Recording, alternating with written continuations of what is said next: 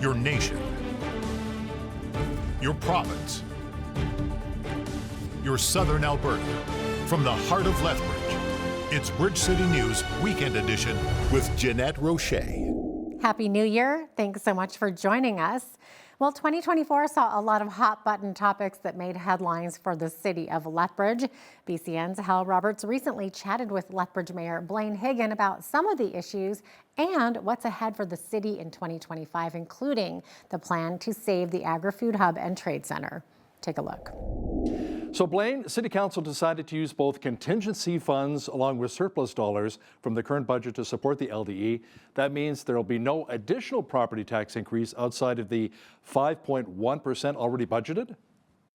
Yes, that's correct. So we use the contingencies and the main reason for using the contingencies and talking to our CFO is contingencies are there for an emergency.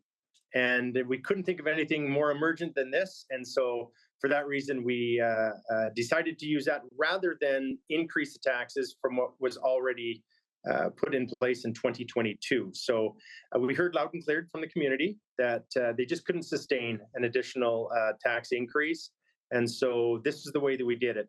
However, looking forward, it's going to be a little bit of a struggle now because, of course, there's no contingencies available for other emergencies that may come over the wall, and so we need to be able to put dollars back into that fund, and so hopefully that comes with cost savings and efficiencies that will be realized over the next couple of years prior to revisiting this.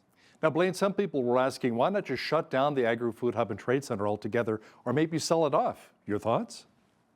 That's a great question. And you know what? If we closed it down and mothballed it, there's still the costs. We still have the loans that are out there. It's the difference isn't as much as what people may think, because if you think about what we would lose. So for example, we've got an incredible facility there. Let's face it, anytime you drive by there, it's a beautiful facility. Now, we would not have the Whoop Up Days. We may not have Egg Expo. We may not have the Home and Garden. All these different things, if it was mothballed, these are community events that the community absolutely love. The citizens of Lethbridge enjoy. And so we had to think of what was best. It wasn't the easiest decision because it's something that we didn't realize that we were going to have to work with. When I was first elected as mayor, I had no idea that this would be coming over the wall. And so we've have to pivot and look at ways that we can keep taxes down and yet keep this building open. Now let's talk about the recent Lethbridge West by-election won by the NDP's Rob Miyashiro.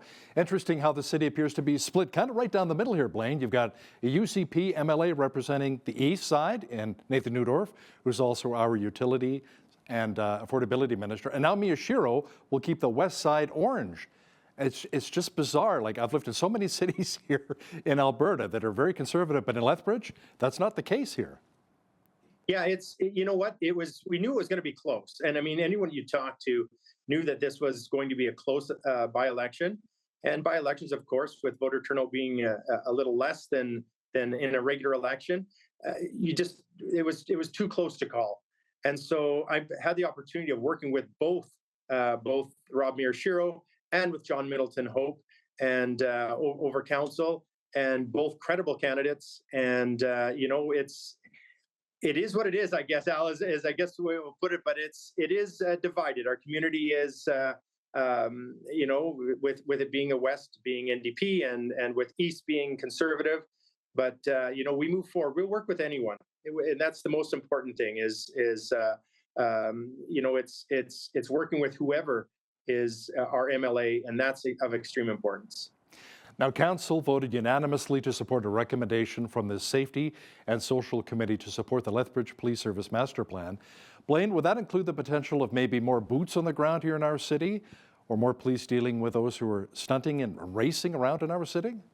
This is something that is really exciting. This master plan, and the reason it is because right now we will be, as of next year, at a full staff complement within our police service, something that hasn't happened for, I'm going to say, decades, to be at the level of full complement. And so the chief is very happy with that. And I said, don't slow down, keep your work moving forward, keep hiring. retention, all of that. But we're going to have a lot more boots on the ground. We need to take a quick break, but when we return, we share some tips for keeping those New Year's resolutions. And can you guess what one of the biggest weather stories of the year was? Here's a hint, it was in Alberta. All that and more after the break.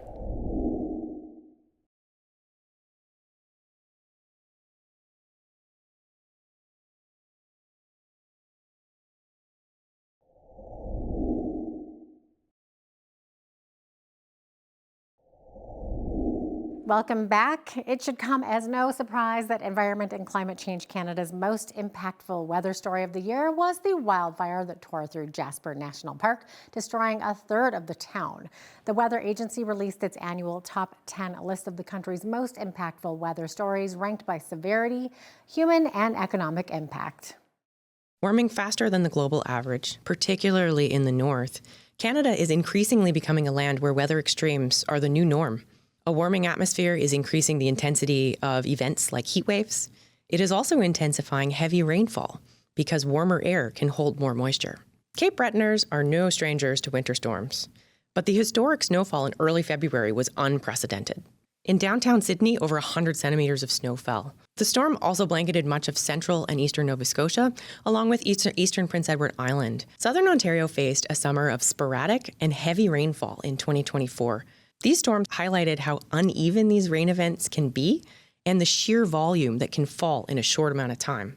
As flames encroached on Jasper, firefighters battled relentlessly, donning specialized breathing gear as they worked tirelessly to protect infrastructure and extinguish new blazes. The wildfire caused $880 million in insured losses, making it Canada's second costliest wildfire disaster after the 2016 Fort McMurray fire. Jasper National Park, a beloved Canadian treasure, now bears permanent scars, its landscape forever changed by the largest wildfire in its history. And while we are on the topic of weather, we caught up with the editor of Farmer's Almanac magazine to find out just what's in store for us this winter and the forecast for the rest of 2025. Let's get right into the nitty-gritty. Bad news first. You say cold for Ontario and eastern Manitoba? Ooh, you're really one of the few areas in North America we're seeing snow cover and cold most of the winter season. That's what our prediction is. And Saskatchewan won't have the mountains of snow, but some cold temperatures? Absolutely. I was looking and the cold snaps are so frequent. We're saying, let me read my notes here, early and late December, early and late January, and mid and late February. That's kind of all winter. Wow. And now southern Alberta, which is where we are right now, let's talk about your prediction there as well as southern BC. Also below average temperatures, but it's interesting that you predict that the very southern areas of Alberta, which is where we are, we will have a wet winter that isn't so cold. We are saying wet, more precipitation overall. So it depends. If you get snow, you're going to see snow. I think it's kind of a sense of how warm will it be? I mean, all those cold snaps, that we're seeing really in the central part, really into the plains, all the way into, the US. That's what we're calling for the most snow. And then, yes, mild and wet pretty much everywhere else. As you go further east, there are some drier spots in Canada, but even as you go out to the Maritimes, wet again. So then let's talk about the Maritimes and Quebec. And what's the outlook for Quebec, Newfoundland, and the other maritime provinces? All the way east, we're saying really, really wet and precipitation. But if you're going inland, as you go inland, there's the chance for more snow. But yeah, it's a milder winter overall, really, for North America, except for kind of the very heart of our landmass, where we'll see cold. It's because of the jet stream. It's wavier, it's slower, and those cold blasts have a good shot at coming down quite a few times during the winter.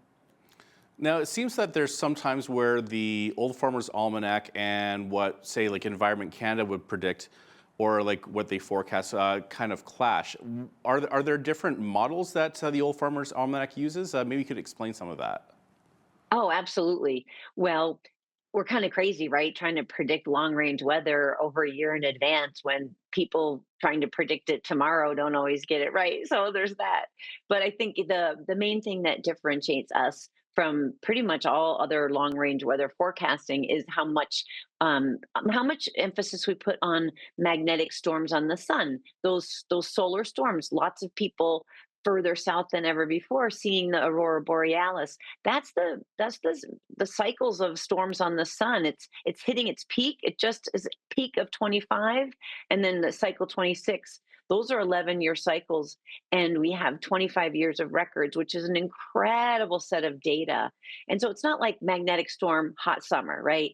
It affects many aspects of what affects our weather. But what we are able to do is go back through time and layer that incredible information on top of climate science and meteorology, and just look for those patterns. And that is essentially what we do with our long range forecasting. Now, the Old Farmer's Almanac is not just about weather. It also includes a variety of interesting articles. Can you share a bit about the endangered cattle breeds? Because I had no idea about this. Yeah, this is one of my favorite stories. Comeback cows. Yes, and so we were looking at cattle breeds that are really making a comeback in Canada.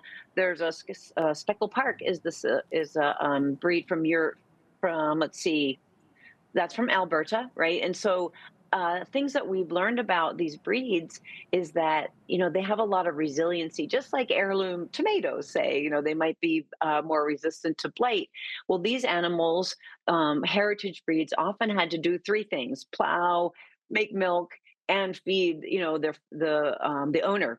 And so those are really wonderful qualities today, and we're finding they might have natural resistance to things like hoof disease, or just be able to survive on a better variety of feed that isn't a monoculture. So lots of advantages with these heritage breeds, and the fact that Canadian breeders are bringing them back so successfully is a great news story.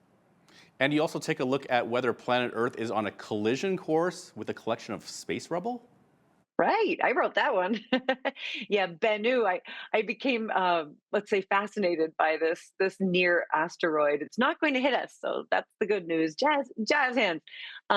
But what's really cool about it is it's very close to us. And last September, we went and we came back with dirt from it. And so this incredible set of studies is going on now. And the interesting thing about Bennu is that it was likely created very close to when the Earth was created. So we can get some information there, more information hopefully about the creation of our own planet, because this has been hanging around for 400 million years and has got some of the same stuff that we do.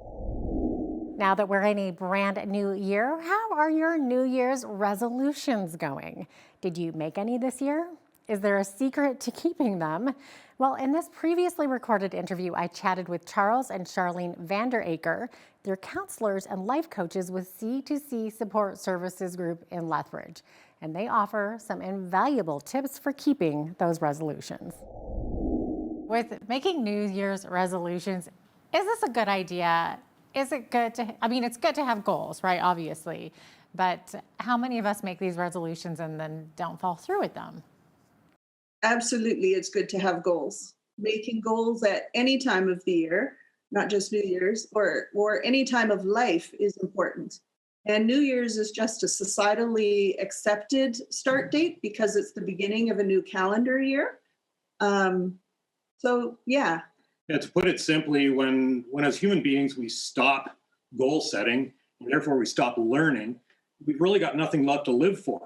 So goals are really, really important to us all. The goals don't have to be world-changing, or they don't have to be life-shattering, or anything like that, but they have to mean something to us as individuals. Yeah, I think you're right there. I think people sometimes make resolutions just as turning over a new leaf in life. And like you said, it's something to live for. I totally agree with that. So we have the typical resolutions, like, of course, losing weight, stop smoking, which are good. Are there any kinds of areas that you would see as being more important than others in which to make a New Year's resolution? Well, because we usually base resolutions on what we call our basic human needs, there's kind of a pyramid involved to the importance of those resolutions. The highest level of importance would be what we would call spiritual resolutions. Now, that can mean religion, it can mean faith, but it doesn't necessarily mean that. So when I say spiritual, I mean things that are greater than ourselves. So it can be things like helping the homeless, or working at a soup kitchen, saving the environment or saving animals, that sort of thing. The second level of importance would be our own psychological needs. So then we're working on things like our own emotions, we're working on destructive behaviors, that sort of thing. And the final level really would be our physical needs. So that would be our bodies in particular. But it's really important to understand that the higher we go on that pyramid, the better it's going to work. Because when you're at the top of that pyramid, we're focusing on other things, and we become more content with life than if we just focus on ourselves. So, and when we do that, our mental and our physical health actually follow along rather than getting us stuck on just one level. Yeah, absolutely. That makes so much sense because most of us just tend to focus on the body, right? On like personal looks, losing weight, that type of thing, going to the gym more. Stopping smoking, of course, is a healthy one. But you're right. I think when you focus more on like the spiritual, as you said, kind of more those motivators to get out there and help the world, help society, help others. I think that's such a great advice there. So we've seen some of the stats indicating that people are 10 times more likely to make improvements if the person takes the time to write out their New Year's resolution goals. So is there something to this that the person somehow takes a bit more seriously if they're written down? It's actually a brain function. When you write down a goal or a resolution, especially if it's sufficiently detailed, and then you sign and date it, what you're doing is you're promising yourself that you're going to do this. You're essentially making yourself your own accountability partner. And inwardly, you interpret that as an oath. And when your brain accepts an oath, it actually starts to unconsciously cause you to do what you've promised to do. So the writing out is almost like a guarantee that you will follow through. Yeah, no, that makes sense. Do you think it makes a difference if you have some accountability partners as well to do the resolution alongside of you rather than doing this on your own? Yes, yes, it definitely does make a difference to have an accountability partner to come alongside you. We are created to be in relationship. To do something challenging with someone beside you is always a good thing. It's always a boost when someone is there to cheer you on, right? Or to help you get back up on your feet when you've fallen short, which happens to all of us too. So it's a good thing. Yeah. So what do you think about couples making resolutions together? Is it a good thing or is it a recipe for marriage squabbles? As a couple, yeah. So you have to remember your spouse is your closest human neighbor, and they should be your closest human friend. So it's actually a great idea to make resolutions together. You become each other's accountability partner, but this has to be done really, really carefully. So your relationship has to be in a good place, because what you're essentially doing is you're going to be bothering each other, criticizing each other, nagging each other a little bit as you're each other's accountability partner. And if your relationship isn't ready to handle that, you're going to cause problems in your marriage. So if your marriage is actually in a bad place, maybe your goal should be improve your marriage first and then work on some other stuff after. Yeah, 100% makes sense. So what if you fall off the wagon? Should a person make a backup plan for when the plan fails? There's rarely a question of if you're going to fall off the wagon. It's only a matter of when. It happens to all of us, right? And it's a matter of what are you going to do about it when you fall off the wagon? And when you do, you have three options. Try again from the beginning, get back on the wagon where you left off and continue from there, or give up. There's also the matter of whether you framed your resolutions correctly. And if you didn't, you're much more likely to fail. A great example of this is the common resolution of wanting to lose weight. When a person plans to lose something, in this case, weight, the body sees that as a possible threat. It's a brain thing. So it's better to frame a goal as a gain. So instead of losing weight, it might be better for a person to plan to gain health or gain strength, and then plan accordingly from there with that goal in mind of gaining strength rather than losing weight. And of course, like you said, it's not a matter of if, but when you fall off the wagon. So when that happens, of course, we can so criticize ourselves for it. So any advice on self-criticism when we fail? Self-criticism is a crazy, crazy thing. The best example I can give, a long time ago, when we were actually in training, I was sitting with a mentor of mine and telling him about all my own failures. That, you know, there were these goals in my life that I had wanted to achieve, and I hadn't achieved them. And he kind of looked at me sideways and he said, "Why don't you do yourself a favor and give yourself a break?" And that's become our advice to people when they fail. You are going to fail. You are going to criticize yourself, but do yourself a favor and give yourself a break. You're not perfect. You don't have to be perfect. You don't have to get it right away. A goal is a goal. Let yourself go through the steps. Let yourself fall down a few times, and you will come out on the far end. So failure can actually be a good thing. When you fail, just quit with the self-criticism. And some people actually come to see us about the self-criticism problem. And one of the things we ask them to do is listen to whose voice is doing the criticizing. Usually it's not your own. Usually the voice that you're hearing is one of a parent or a sibling or a grandparent or a teacher that's maybe not even in your life anymore. And that person is still controlling you, even though they're not here right now in your life. So you have to find ways to actually blow those voices out, quit listening to the people in your past that criticized you, and just be you. Give yourself a break. Wow, that's really deep. So do you think that we're also maybe setting goals that are maybe a little unrealistic or unreasonable, and that can also cause us to fail and then self-criticize? We kind of get into that cycle. Are we maybe setting too many goals and then we can easily lose focus? Well, there's the problem of too many goals, but there's also the problem of making the goal too big or envisioning it as too big. And in order for us to actually succeed at goals, we need to break it down into particular pieces. And for that, some of the listeners may have heard the acronym SMART goals, but we believe there's something called smarter goals. So if we break that down into its acronym, the first is be specific. So what exactly do you want? If I say to myself, I'm going to improve my marriage, that really doesn't mean a whole lot. If I said on the contrary, I'm going to improve my marriage by spending 1 hour an evening with my wife, just having conversation, that's much more specific. And our brains actually understand that. It's something that our brains can work towards. The second letter, M, is that it has to be measurable. So measurable creates a system by which you can actually see progress. So if my goal is this big thing, and I'm only successful when I get to the big thing, I've really failed all along the way. If part of a plan to gain health is to lose 20 pounds, then I've only succeeded when I lose 20 pounds. But if I say I want to lose 1 pound a week, those are measurable steps. Another analogy that we can use is fundraising. Probably everybody's seen a fundraising thermometer, right? A group of people wants to raise $10,000 and somebody makes a thermometer poster and it gets colored in along the way. And every time that gets colored in, that's a measurable step.